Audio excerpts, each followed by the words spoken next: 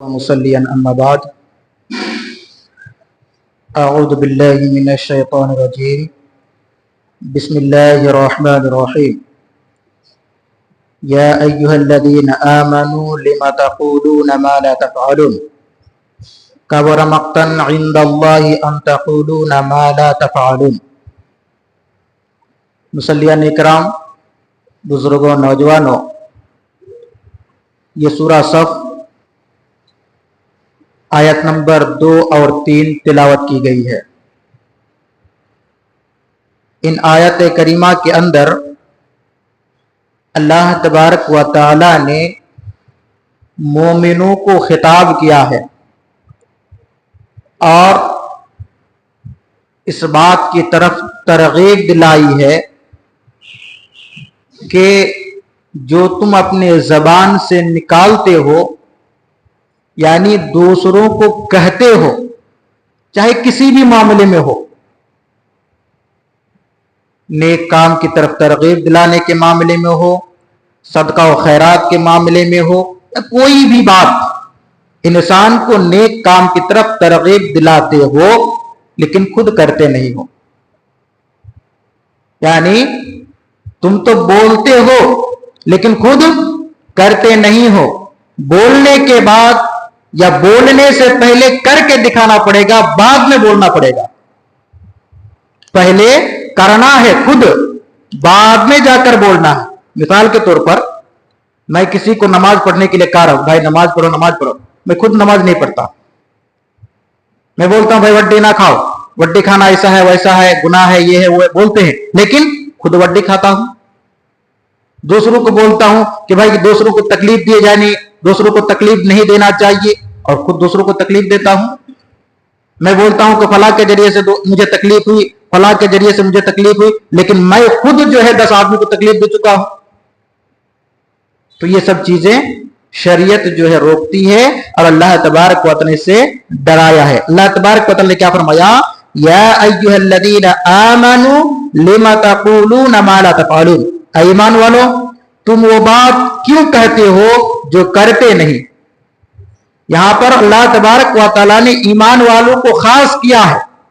اے ایمان والو، تم وہ بات کیوں کہتے ہو جو کرتے نہیں ہو. تو یہاں پر عام انسان نہیں ہے، بلکہ خاص کر کے جو ایمان والے ہیں، جو مسلمان ہیں، جو اپنے آپ کو مسلمان ہونے کا دعویٰ کرتا ہے کہ میں مسلمان ہوں، اللہ تبارک و تعالی اس کو خاص کر کے تاکید حکم دیا ہے کہ تم وہ بات کیوں کہتے ہو جو کرتے نہیں ہو. یہ آیت کی شان نزول میں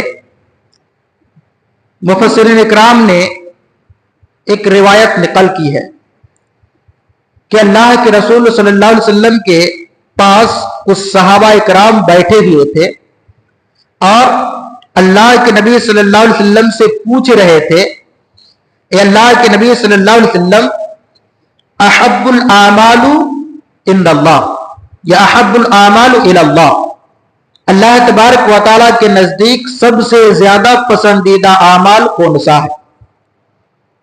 اللہ کے نبی صلی اللہ علیہ وسلم بیٹھے ہوئے تھے وہیں پر. اسی وقت جو ہے اللہ تبارک و تعالیٰ کی طرف سے وحی ہوتی ہے اور یہ آیت نازل ہوتی ہے.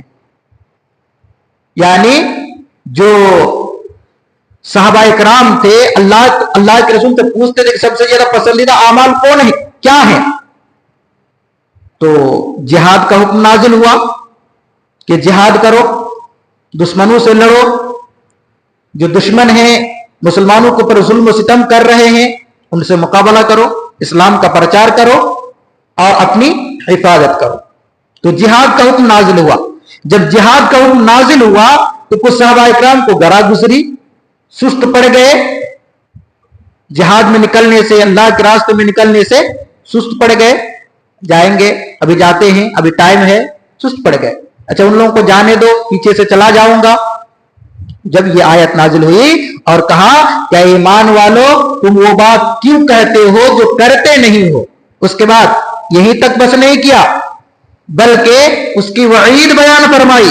کہا کبر مقتا عند اللہ ان تقولوا ما لا تفعلون. جو तुम करते नहीं, उसका कहना अल्लाह ताला को सख्त नापसंद है। तुम कहते तो हो, करते नहीं हो, ये काम अल्लाह तबारक व तआला को बहुत ज्यादा नापसंद है, सख्त नापसंद है। अब बताइए कि अगर हम किसी को भलाई का हुक्म दे, नेकी के काम की तरफ तरगीब दिलाए और वो काम हम खुद ना करें, तो कितनी बड़ी वईद की बात है कि अल्लाह नाराज होता है, अल्लाह नापसंद करता है। बहुत सारे ऐसे लोग हैं जो शिकायत करते हैं कि अलीम साहब, कुछ लोगों को तमीज नहीं है, बात करने का या चलने फिरने का तमीज नहीं है, आदाब नहीं मालूम उसको।